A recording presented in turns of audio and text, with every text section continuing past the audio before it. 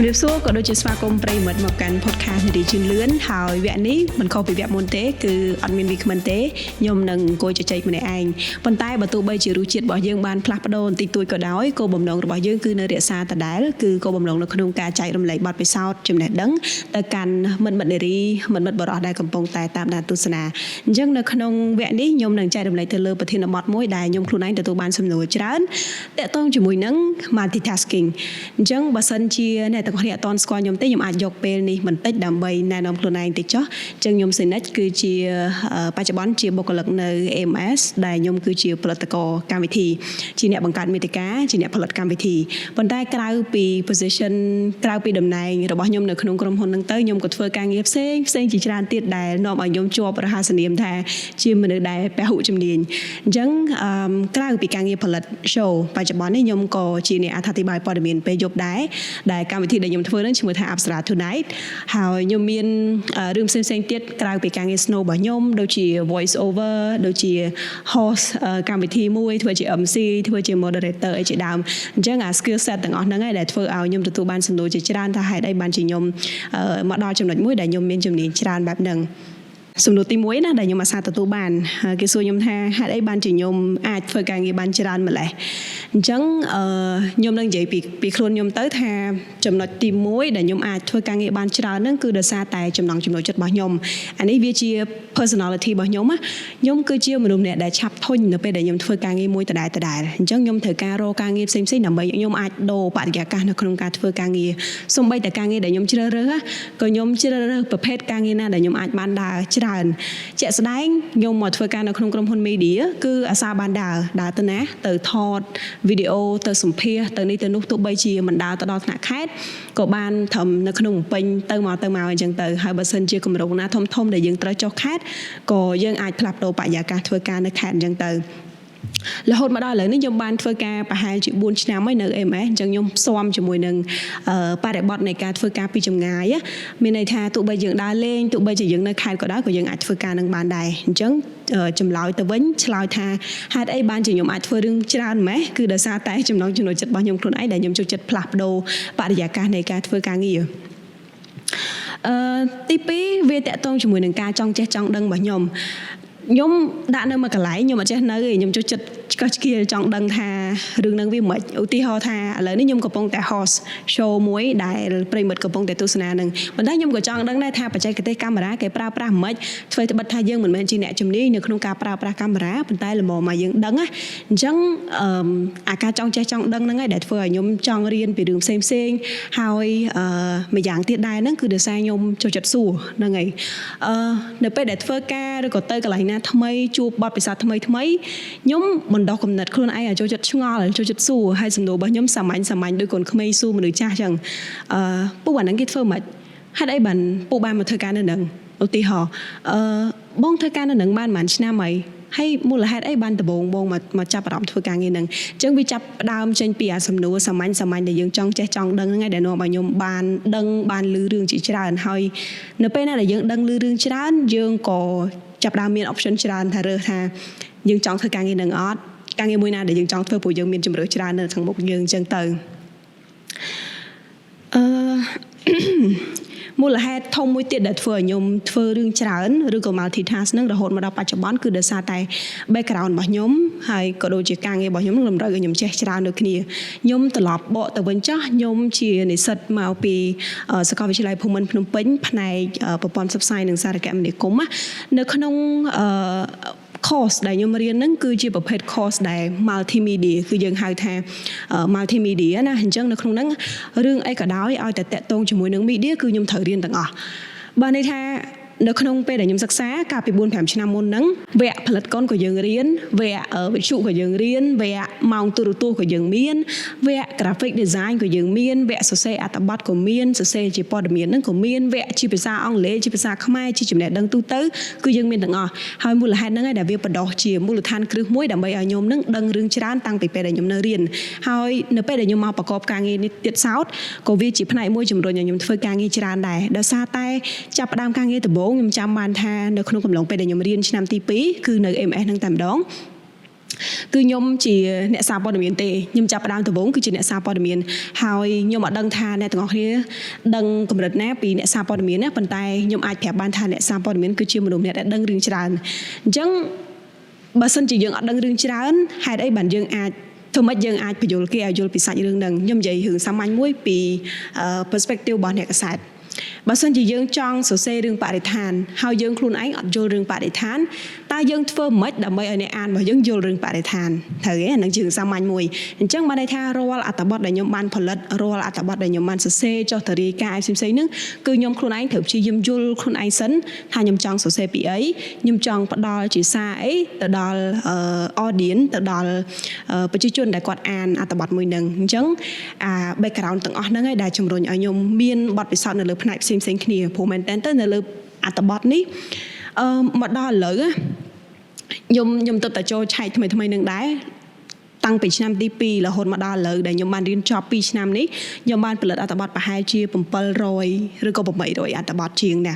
ហើយហ្នឹងគឺយើងរាប់តែនៅ MS ហើយខ្ញុំធ្លាប់មានការងារផ្សេងៗទៀតដែលការជានៅជានិស្សិតហ្នឹងក៏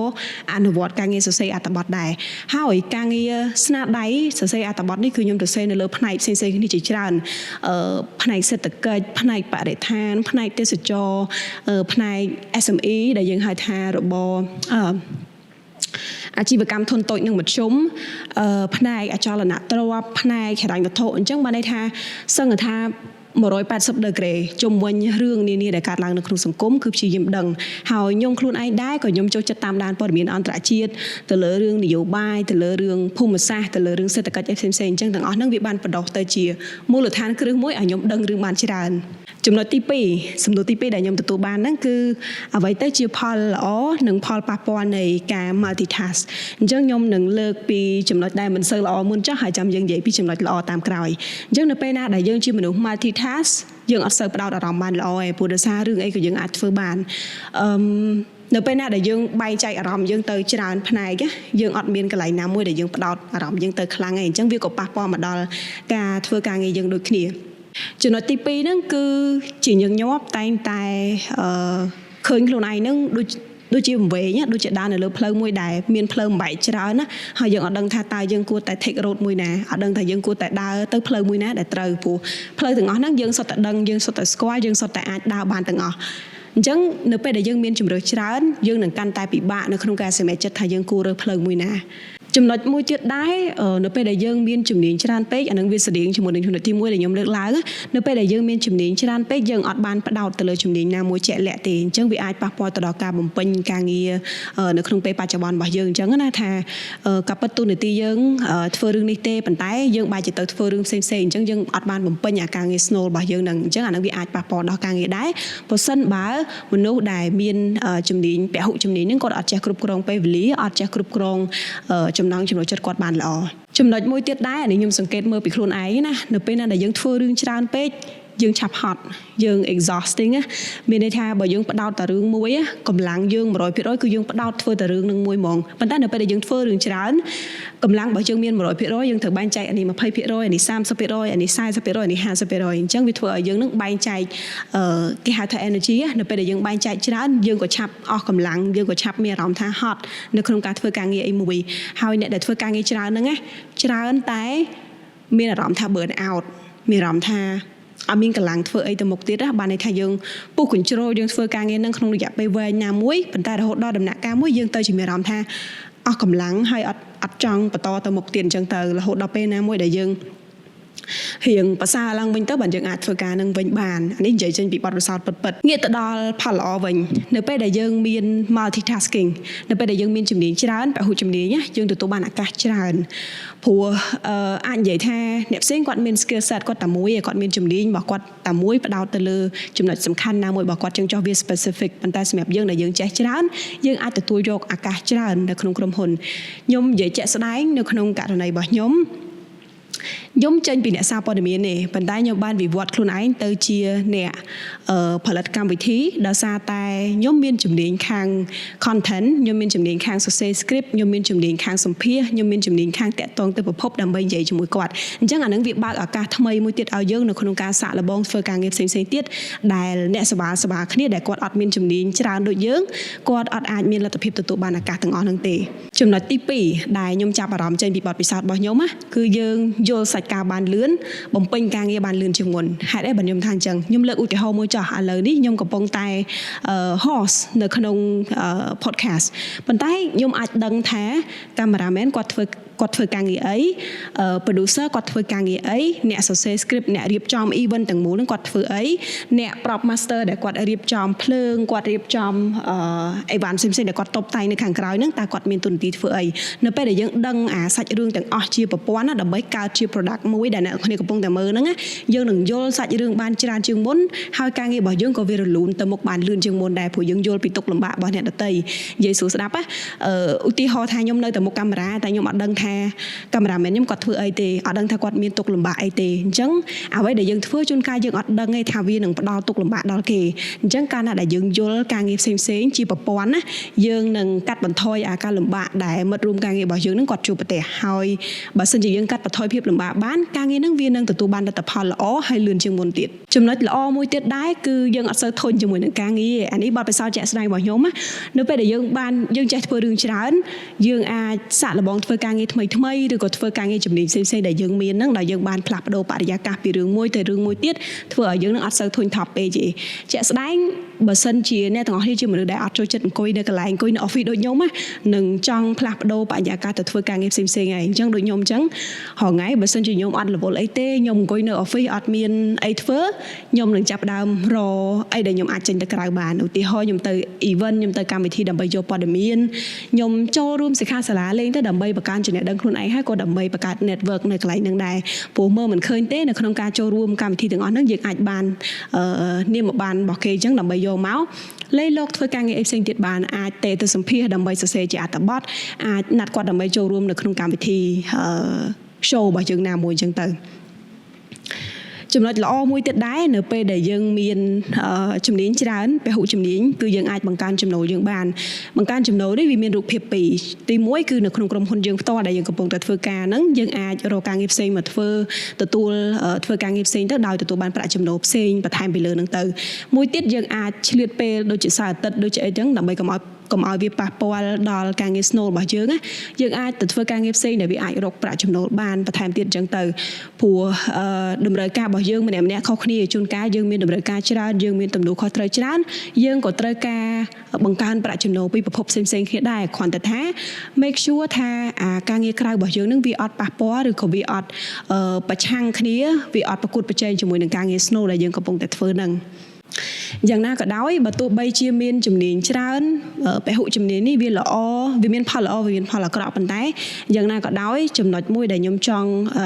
លើកទឹកចិត្តដែរខ្ញុំចង់ចែកម្លែកដែរគឺត្រូវតែដឹងហ្មងគឺត្រូវចេះគ្រប់គ្រងពេលវេលាព្រោះនៅពេលណាដែលយើងចេះធ្វើរឿងច្រើនណាយើងនឹងបែកអារម្មណ៍និយាយសួរស្ដាប់ចេះយើងបែកអារម្មណ៍យើងឆាប់បែកអារម្មណ៍ទៅធ្វើការងារផ្សេងៗគ្នាដែលនៅចំពោះមុខអញ្ចឹងទៅអញ្ចឹងចេះគ្រប់គ្រងពេលវេលាចេះផ្ដោតទៅលើការងារដែលយើងចង់ធ្វើហ្នឹងមួយឲ្យច្បាស់លាស់សិនចាំចូលទៅការងារមួយទៀតហើយចំណុចសំខាន់មួយទៀតដែលខ្ញុំតែងតែអនុវត្តជាមួយខ្លួនឯងណាកាលខ្ញុំនៅក្មេងជាងនេះ3-4 ឆ្នាំមុននៅពេលដែលខ្ញុំចេះធ្វើរឿងច្រើនគឺខ្ញុំធ្វើរឿងទាំងអស់ហ្នឹងក្នុងពេលតែមួយឬមួយក៏ឲ្យភាពសំខាន់ទៅរឿងទាំងអស់ហ្នឹងព្រមគ្នាតែម្ដងប៉ុន្តែរហូតមកដល់ឥឡូវនេះខ្ញុំគិតថាខ្ញុំចូលដល់វ័យមួយដែលខ្ញុំចាប់ផ្ដើមផ្ដោតទៅលើអ្វីដែលខ្ញុំចេះពិតប្រាកដ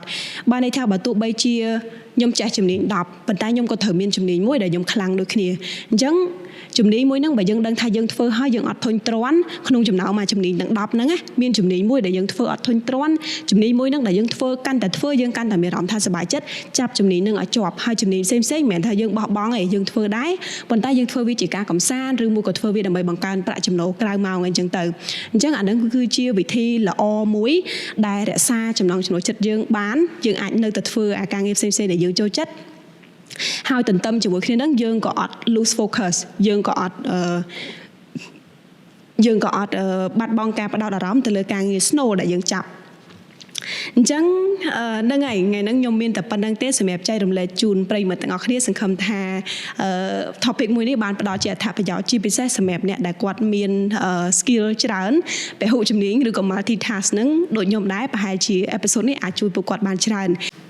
ហើយម្យ៉ាងទៀតសម្រាប់អ្នកដែលចង់បង្កើនជំនាញខ្លួនឯងអាចសិក្សាអាចស្ដាប់ podcast នេះទៅអាចចាប់ផ្ដើមបដោះជំនាញផ្សេងៗដែរទៅចាប់ផ្ដើមពីការស្វែងយល់ពីចំណេះដឹងទូទៅស្វែងយល់ពីការងារផ្សេងៗដែលយើងប្រកបដែលវាតាក់ទងគ្នានឹងអាចស្វែងយល់រៀនសូត្រទៅដើម្បីដឹងថាការងារផ្សេងហ្នឹងគេធ្វើបែបម៉េចហើយដូចខ្ញុំលើកឡើងមុននឹងអញ្ចឹងនៅពេលណាដែលយើងយល់ការងារជាប្រព័ន្ធយើងអាចធ្វើឲ្យការងារហ្នឹងវារលូនជាងមុនវាល្អជាងមុនហើយវាមានប្រសិទ្ធភាពជាងមុនដែរអញ្ចឹងហ្នឹងហើយ episode ហ្នឹងខ្ញុំមានតែប៉ុណ្្នឹងទេជួបគ្នានៅក្នុងវីដេអូក្រោយបាយ